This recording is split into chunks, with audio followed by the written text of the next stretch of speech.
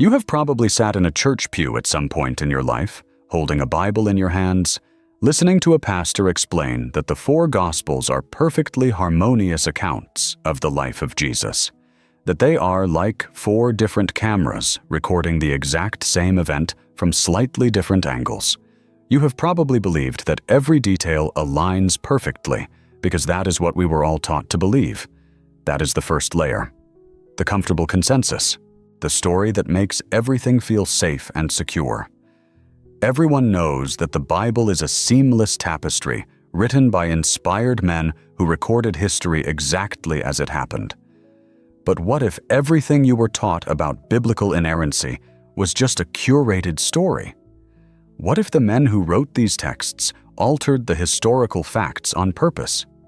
Today, we are going to look at the timeline of the most important week in the Christian faith, the week of the crucifixion.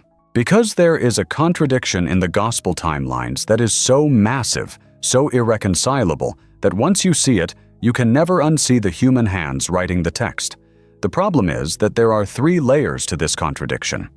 And the third layer, the final layer, is the one that nobody wants to tell you. It is the layer that shatters the concept of inerrancy completely. If you have ever felt like you were losing your faith because the pieces did not fit together, or if you were told that you had a bad heart for asking hard questions about the text, I need you to stay with me. We are going to peel this back very slowly. To fully grasp the magnitude of this fracture, we have to travel back in time and read the texts as they were originally written, unburdened by 2,000 years of apologetic harmonization. The early believers did not have the luxury of study Bibles with footnotes explaining away every discrepancy. They had raw, powerful, and deeply conflicting narratives. Let us start by looking closely at the timeline in the Gospel of Mark. Mark is our oldest Gospel, our earliest account of what happened.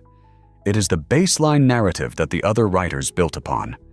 In the Gospel of Mark, the timeline of the final week is extremely clear and specific.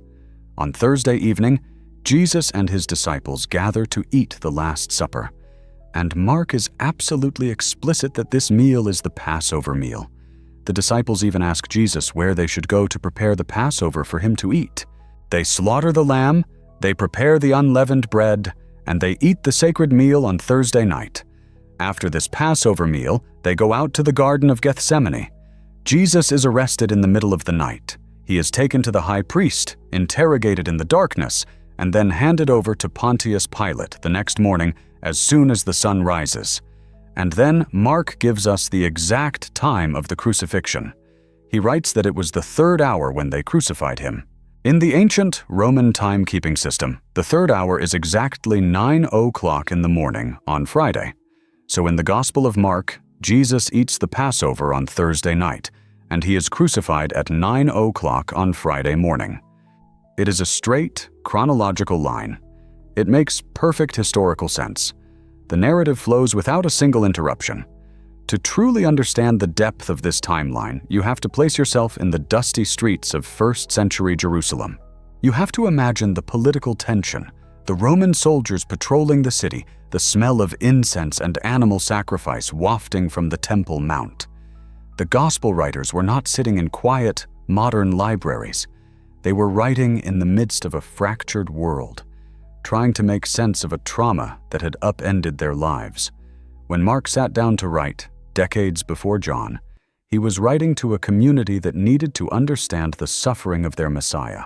He structured his timeline to reflect the stark, brutal reality of a rapid execution. The Passover meal on Thursday was essential to Mark because it established the new covenant before the chaos of the arrest. Every hour in Mark's Friday, from the third hour to the 6th hour of darkness to the 9th hour of death, is a structured countdown of suffering. Mark's Jesus is the suffering servant, abandoned by everyone, marching steadily through a chronologically precise day of execution. But if you look closer, things start to break down. Because Mark is not the only gospel. This brings us to the Gospel of John. And this is where the ground starts to shift under your feet. John tells the story of the exact same week. But John completely changes the timeline. In the Gospel of John, The Last Supper happens on Thursday night, just like in Mark. But in John, it is not a Passover meal. It is just a regular dinner before the festival begins. There is no lamb, no breaking of the bread, no institution of the wine. Jesus washes their feet, gives them a final teaching, and that is it. Why is it not a Passover meal? Because according to John, the Passover has not started yet. The entire chronological architecture of the week is completely different in this account. Listen carefully to what happens next in John. Jesus is arrested and brought to Pilate on Friday morning. The Jewish leaders bring him to the Roman headquarters, but John notes something very specific. He writes that the Jewish leaders refused to enter the praetorium, the Roman building, because they did not want to become ceremonially defiled. Why? Because they still needed to eat the Passover meal that upcoming evening. Do you see the collision happening here? In Mark, they have already eaten the Passover on Thursday night. In John, they have not eaten it yet. They are preparing to eat it on Friday night. The Holy Festival has not even begun when Jesus is standing before Pilate. And then John drives the nail in completely. He tells us the exact day and time that Pilate hands Jesus over to be crucified. John writes that it was the day of preparation of the Passover, and it was about the 6th hour. The 6th hour is noon. So in Mark, Jesus is crucified at 9 o'clock in the morning on the day after the Passover meal. In John, Jesus is condemned to die at noon on the day of preparation, the day before the Passover meal even begins. Mark has him on the cross at 9. John has him standing trial before Pilate at noon. This is not a slight difference in camera angles. This is a direct, irreconcilable historical contradiction on the most central event of the entire religion. You cannot have a man dying on the cross at 9 in the morning if he is still standing trial in front of the Roman governor at noon on a completely different festival day. The physics of time simply do not allow it. And this is where the cognitive dissonance begins for anyone who is raised to believe the Bible is a perfect, flawless history book. When you bring this contradiction to a pastor or an apologist, you will get a barrage of complex excuses. They will tell you that Jesus and his disciples must have been using an alternative Essene solar calendar of 364 days, which somehow allowed them to eat the Passover on a Tuesday or a Wednesday, while the temple kept it on Friday. They will construct elaborate, dizzying charts showing multiple calendars operating simultaneously in Jerusalem. But the historical evidence from 1st century Jerusalem shows absolutely no trace of the temple authorities permitting private Passover slaughters on alternate calendar days. The sacrifices had to be made at the temple under the supervision of the priests on the official day, and John himself ruins this theory by explicitly stating that the mainstream Jewish leaders, the very people who ran the temple, were waiting to eat the Passover on Friday evening. When the calendar trick fails, the harmonizers will argue that the phrase preparation of the Passover in John just means Friday, the preparation day for the normal weekly Sabbath during the Passover week. They will say it is a linguistic misunderstanding.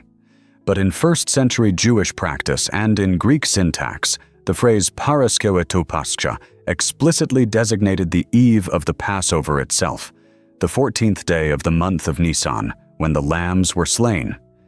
It does not mean a random Friday.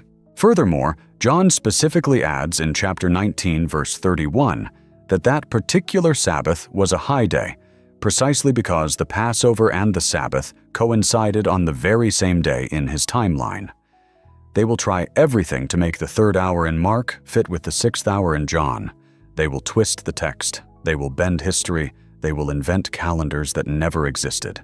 They will claim that John was using Roman time while Mark was using Jewish time, an argument that historians have repeatedly debunked because the hours do not align even if you switch the clocks. And if you refuse to accept their mental gymnastics, they will turn the blame on you. They will tell you that your faith is weak. They will accuse you of having a rebellious spirit or a bad heart. They will make you feel like your inability to ignore reality is a spiritual defect.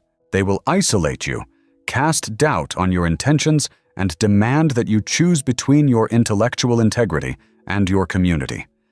The psychological toll of forced biblical literalism cannot be overstated. When a religious institution demands that you believe the impossible, When it requires you to look at a clear contradiction like the third hour versus the sixth hour and pretend it does not exist, it fundamentally fractures your relationship with truth. It trains your mind to distrust its own capacity for logic and reason. You are taught that questioning the text is a sign of spiritual decay. You are told that the flaw is not in the conflicting timelines of the Gospels, but in your own sinful inability to understand the perfect word. This creates a deeply toxic environment where intellectual honesty is punished and blind conformity is rewarded. The tragedy is that this literalism strips the Bible of its actual beauty. By forcing these ancient, human texts to behave like modern historical textbooks, we silence the unique theological voices of the individual authors. We erase the brilliant, creative theology of John in order to force him into agreement with Mark. The emotional distress of realizing that the four Gospels give conflicting timelines for the most important week in theology is profound. It is not just about a clock or a calendar. It is about trust. You realize that you have been forced to defend an impossible literalism that the texts themselves do not support. You feel the weight of decades of conditioning cracking under the pressure of plain textual evidence. But wait, that is not the worst part.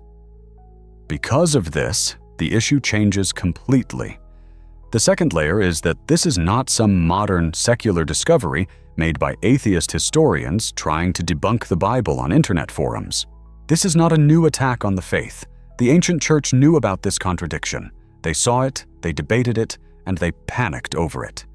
If we look at the primary Greek uncial manuscripts, the very foundation of our New Testament text, the Codex Vaticanus and the Codex Sinaiticus from the 4th century, the scribes copied the texts exactly as they were.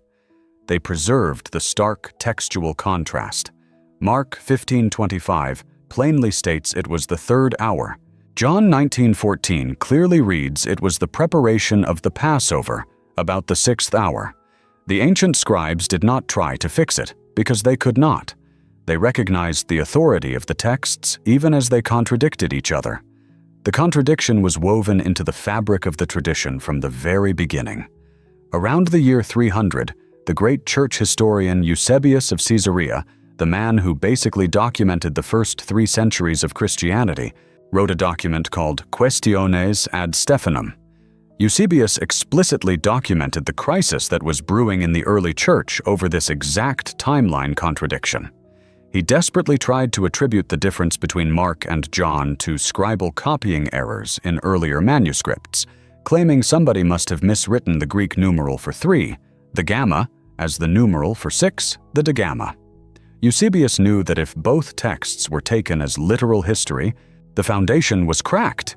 He understood that a rational mind could not accept a man being crucified at 9 in the morning and standing trial at noon. His desperation to blame a hypothetical, careless scribe proves how deeply this contradiction disturbed the ancient theologians. But it goes even deeper than Eusebius. A century before him, around the year 190, the early Christian church actually split in half over this exact timeline discrepancy. It was called the Quartodeciman Schism. Polycrates of Ephesus, a prominent bishop, wrote a fiery letter to Pope Victor of Rome, which has been preserved in historical records. Polycrates documented that the churches in Asia were keeping the celebration of the crucifixion and resurrection on the 14th of Nisan, strictly following the timeline of the Gospel of John. They fasted on the day the Passover lambs were slaughtered, because John said Jesus died on that day.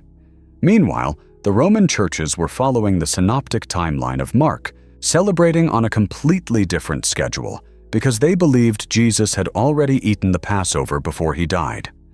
The Quartodeciman Schism is perhaps the most glaring evidence that the early church was completely aware of this contradiction. Bishop Polycrates of Ephesus was not a fringe heretic. He was a deeply respected leader in the Asian churches, claiming the authority of the Apostle John himself.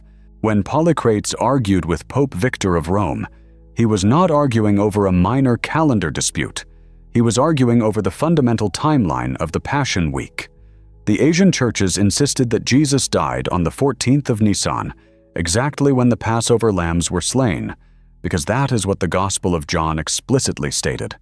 The Roman churches insisted on the synoptic timeline, asserting that Jesus had eaten the Passover before his death. The fact that the Pope threatened to excommunicate the entire Asian church over this issue proves that the early Christians did not have a harmonized, neatly packaged Bible.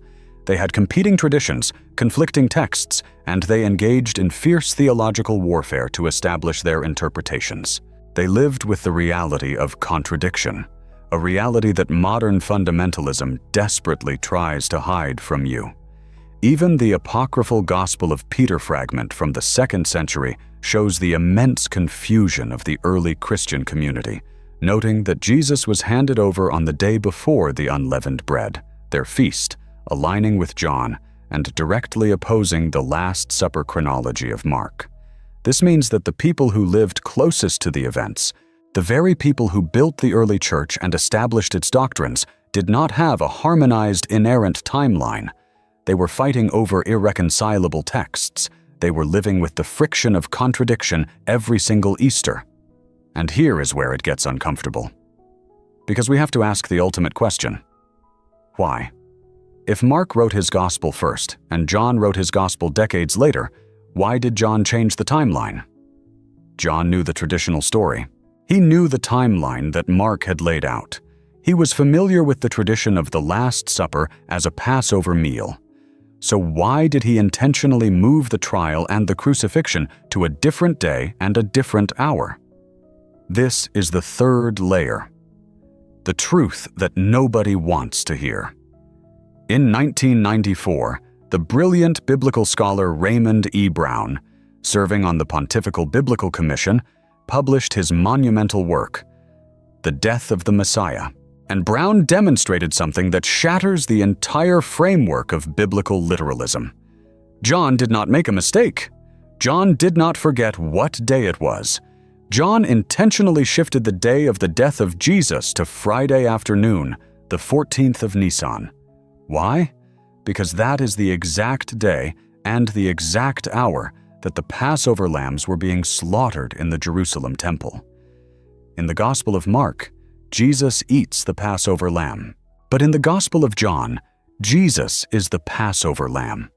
When we move to the Gospel of John, written perhaps 60 years after the events, the theological landscape has entirely transformed. John's community is no longer just trying to record the events. They are trying to interpret the cosmic significance of the man from Nazareth. John's Jesus is not the suffering servant of Mark. John's Jesus is the pre-existent Logos, the divine Word made flesh, moving through the events of the Passion with absolute sovereign control. For John, the historical chronology of a Thursday Passover meal simply did not serve his majestic theological vision. John needed his readers to see Jesus not just eating a lamb, but becoming the lamb. This required a deliberate, masterful rewriting of the timeline.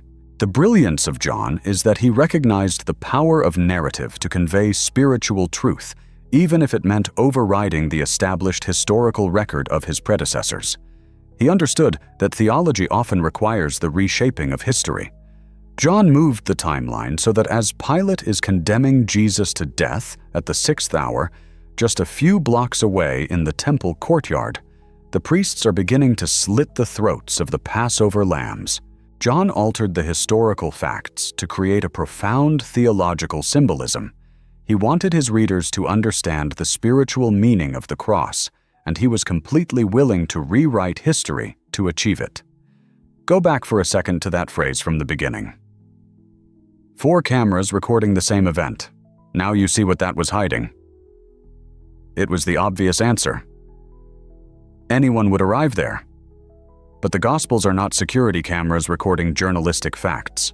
They are theological paintings. They are human religious literature, written by men who shaped the narrative to transmit spiritual truths. The truth no one says is that the author of John deliberately altered history. He prioritized theology over chronology. He prioritized spiritual meaning over historical accuracy.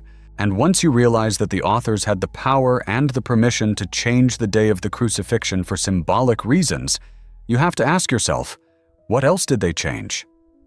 If the most central event of the Christian faith was shifted by 24 hours to make a theological point about a sacrificial lamb, how much else of what we read is human creation? How many other stories were adjusted, expanded, or entirely constructed to serve the theological agenda of the community writing the text? This is the moment where the doctrine of absolute inerrancy collapses, not because an atheist attacked it, but because the Gospel of John itself dismantled it. The Bible tells you, on its very own pages, that it is not a perfect historical record. It shows you its human seams.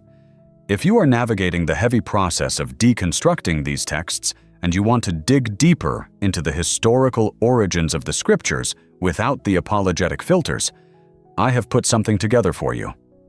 In the pinned comment below, you will find the Spinoza Forever Library, a collection of 5 volumes designed to help you understand the human history of these religious texts. It is there if you need it. And that brings us to the final layer, what this actually means for you and your life right now. I remember sitting in my home office in the recent past, right after my wife passed away. I had spent 35 years teaching history in a high school classroom, analyzing primary sources and historical documents. But in that moment, history did not matter to me. I was just a grieving man desperately searching for the promise of heaven in the pages of the New Testament. The house was entirely silent, the kind of silence that rings in your ears. I had a classical biblical harmony table spread out on my desk, right next to my Greek New Testament. I was trying to find comfort in the perfection of the Word of God.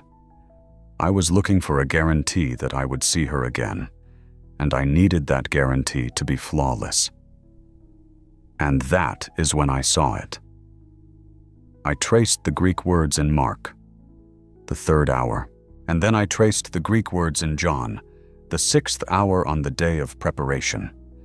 I sat there in the quiet, looking at the 2 conflicting hours staring back at me from the page. I felt a cold wave of panic, followed by a profound sense of betrayal. I had served as a deacon in the Southern Baptist Church for 22 years. I had taught Sunday school. I had told people that the Bible was a flawless, divine dictation, straight from the mouth of God to the pen of the apostles. And here it was, a blatant, undeniable contradiction about the day the Savior died. I felt like the ground had vanished. If they could not agree on what day he died, how could I trust them when they told me I would see my wife again? My entire spiritual foundation felt like it was crumbling under the weight of a few Greek words. When I sat in that quiet house, mourning the loss of the person I loved most in this world, the realization that the Bible was a human artifact was initially the most terrifying experience of my life. It felt as though the only tether connecting me to eternity had been violently severed. If the authors of the Gospels could alter the day and hour of the crucifixion to fit their theological agendas, what guarantee did I have that any of it was real? What assurance did I have that the promises of resurrection and eternal life were anything more than ancient human hopes cast into the dark void of grief? For months, I wrestled with this terrifying silence. I read and reread the conflicting accounts of the Passion Week, staring at the Greek texts until the letters blurred together. But slowly, the terror began to give way to something else. It gave way to a profound sense of solidarity. I realized that the men who wrote these Gospels were also wrestling with grief, with trauma, with the desperate human need to find meaning in suffering. They were not divine stenographers taking dictation from the sky. They were human beings, just like me, reaching out into the unknown and trying to articulate the divine. If you are watching this, you probably know that exact feeling. The terrifying free fall when the text you built your life upon starts to show its human seams. You know the pain of taking these questions to leaders you trusted, only to be told that you are reading it wrong, or that your heart is hardened, or that you just need to pray for more faith. They make you feel crazy for seeing what is plainly written in the text. They demand that you close your eyes to reality in order to remain part of the community. But the problem was not where you looked. The problem was the lens you were handed. You were right to question the timeline. You were only wrong to think a contradiction meant the story was worthless. The realization that human hands wrote the Bible does not destroy its value. It liberates it. When you stop forcing the Gospels to be perfect, divine video recordings, you finally get to see what they actually are. They are the beautiful, complex, messy, brilliant attempts of ancient human beings to make sense of the divine. John changed the timeline because he was a theologian trying to express the ultimate sacrifice. He was writing poetry, not journalism. When you demand journalism from a poet, you will always be disappointed. But when you let the poet speak in his own language, the text comes alive in a completely new way. You do not have to defend the contradictions anymore. You do not have to perform mental gymnastics to harmonize the third hour and the sixth hour. You can just let them be what they are. Two different human voices telling the story from two different perspectives, separated by decades of theological evolution. You can let go of the rigid, fragile literalism that has been suffocating you. You can read the text with open eyes, acknowledging the human fingerprints on every page, and still find meaning in the ancient search for meaning. You are not losing the truth. You are just shedding the illusion of perfection. Let us take a moment to really consider what this means for the concept of inspiration. For generations, the Western Church has operated on a definition of inspiration that functions a lot like possession. The idea that the Holy Spirit overtook the minds of the gospel writers, guiding their hands so perfectly that no historical error, no contradictory date, and no chronological discrepancy could possibly enter the text. But this version of inspiration is a modern invention.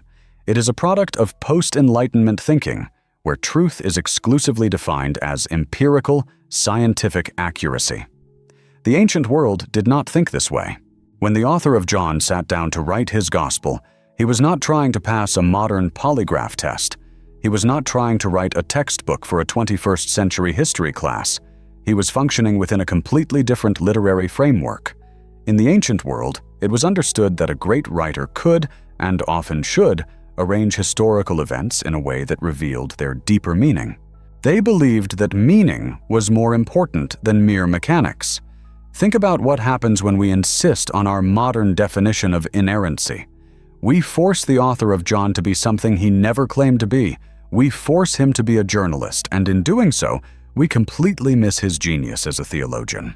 We are so busy trying to prove that Jesus could somehow be crucified at 9 in the morning and simultaneously stand trial at noon, that we completely miss the breathtaking poetry of the Lamb of God being sentenced to death at the exact moment the temple priests lift their knives. This is the tragedy of fundamentalism. In its desperate attempt to defend the Bible, it actually destroys the Bible. It flattens the rich, multidimensional landscape of early Christian thought into a single, fragile sheet of glass.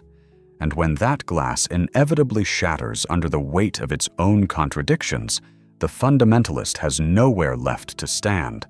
They are forced to either deny reality or abandon their faith entirely. But there is a third way. There is a way to read these texts that honors their historical reality without demanding historical perfection. When you accept that the Bible is a library of human responses to the divine, you no longer have to fear the contradictions. The contradictions become the very places where you can see the human fingerprints. You can see the struggle, the debate, the evolution of thought in real time. You can see Mark writing in the immediate aftermath of the Jewish-Roman War, trying to make sense of the destruction and the suffering. And you can see John writing decades later in a more reflective, highly theological community, reshaping the narrative to declare that the cross was not a defeat, but a glorification. Both of these voices are valid. Both of these voices are essential. But they are not the same voice. And they are not telling the exact same story. When you allow the Gospels to be what they actually are, you are finally free to read them honestly. You do not have to feel guilty for seeing what is plainly on the page. You do not have to suppress your intellect in order to preserve your spirituality. You can bring your whole, rational, questioning self to the text, and you might just find that a human Bible is far more beautiful and far more inspiring than a perfect one. And think about the freedom that comes with this realization. For so many of us, our faith was built on a house of cards. A single gust of historical reality, a single conflicting verse, was enough to bring the whole structure crashing down. We lived in constant fear of discovery. We avoided books. We avoided historical documentaries. We avoided asking too many questions because we subconsciously knew that the structure was fragile. We were terrified that if we pulled on the thread of John chapter 19, the entire sweater would unravel. But when you finally pull that thread, when you finally allow the contradiction to exist, something amazing happens. The sweater does unravel, yes. The rigid, dogmatic framework you were given does fall apart. But what you are left with is not nothing. What you are left with is the actual thread. You are left with the raw material of human spiritual longing. You realize that your connection to the divine does not depend on a first-century author getting the time of day right. Your spirituality does not hinge on whether the Last Supper was a Passover meal or just a regular Thursday dinner. You are free to explore the history of Christianity without fear because your faith is no longer held hostage by the demand for historical perfection. You can read Eusebius, you can study the Quartodeciman Schism, you can analyze the Codex Vaticanus, not as threats to your belief, but as fascinating chapters in the human story of religion. This is what it means to truly deconstruct. It is not just about tearing down the false structures.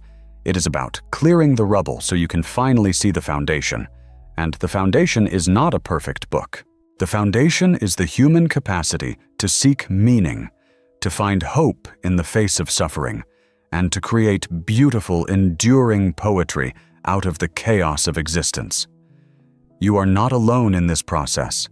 There are thousands, millions of people who have walked this exact same path, who have sat in quiet rooms staring at conflicting verses, feeling the panic and the betrayal, and who have ultimately found their way through the darkness to a place of deeper, more honest peace. You do not have to choose between your brain and your soul. You can have both, but to have both, you have to be willing to let go of the illusion of inerrancy. You have to be willing to embrace the beautiful, messy human reality of the biblical text. Let me take you back to that moment at my desk, because there is something else I need to share about that night. When I first saw the contradiction between Mark and John, my instinct was to do what I had been trained to do for over 6 decades. My instinct was to fix it. I immediately started reaching for the commentaries on my shelf. I pulled down the heavy, leather-bound volumes written by men with impressive theological degrees. I frantically flipped to Mark 15 and John 19, desperate for someone to give me the answer. I read the explanations about Roman time versus Jewish time. I read the convoluted theories about the Essene solar calendar. I read the linguistic gymnastics trying to redefine the preparation of the Passover as just a regular Friday. And as I sat there reading these explanations, a deep, unsettling clarity washed over me. I realized that the commentators were not trying to explain the text. They were trying to protect the text. They were acting like defense attorneys for God, twisting the evidence, hiding the discrepancies, and performing intellectual sleight of hand to maintain the illusion of perfection. I had spent my entire career as a history teacher teaching students how to evaluate primary sources. If I had caught a student using these kinds of harmonizing tactics in a history paper, I would have failed them. I taught them to look for the raw, unvarnished truth, even when it was messy. And yet, here I was, willing to accept the most absurd historical distortions simply because the text was considered sacred. It was in that quiet moment, surrounded by those heavy commentaries, that I finally gave myself permission to stop defending the Bible. I closed the books. I pushed the harmony table aside. And I just let Mark say what Mark said, and I let John say what John said. I let Mark tell his story of the suffering servant, abandoned in the dark, dying at 9 in the morning on the day after the Passover. And I let John tell his story of the majestic, sovereign Word, dying as the true Passover lamb at noon on the day of preparation. And in that surrender, the anxiety finally broke. The terror of losing my faith was replaced by a strange, quiet relief. I didn't have to fight anymore. I didn't have to pretend. I could finally love the Bible for what it was, instead of hating it for what it failed to be. The truth is, when we strip away the impossible demands of inerrancy, we do not lose the sacredness of the text. We actually recover it. We recover the voices of those ancient writers, voices that have been muffled and distorted by centuries of forced harmonization. We get to hear the distinct, unique theology of John, shining in all its bold, creative brilliance. We get to see the early church, not as a monolithic, perfect institution, but as a vibrant, passionate, and sometimes deeply divided community of humans trying to figure it out as they went. This is the journey of deconstruction. It is painful, it is terrifying, and it often feels profoundly lonely. But it is also the path to an intellectual and spiritual honesty that the rigid structures of fundamentalism could never offer. It is the path to a faith that does not shatter when it encounters a contradiction. A faith that can look directly at the human seams of the text and say, yes, this is human. And that is exactly why it matters. If you made it this far and this kind of exploration matters to you, consider subscribing. The algorithm only shows the next layers to those who signal they want to see more. And in our next investigations, things are going to get even more uncomfortable. Before you go, I want to hear from you. Which of these layers surprised you the most? Tell me about the moment you first realized the stories did not align in the comments below. Take care of yourselves.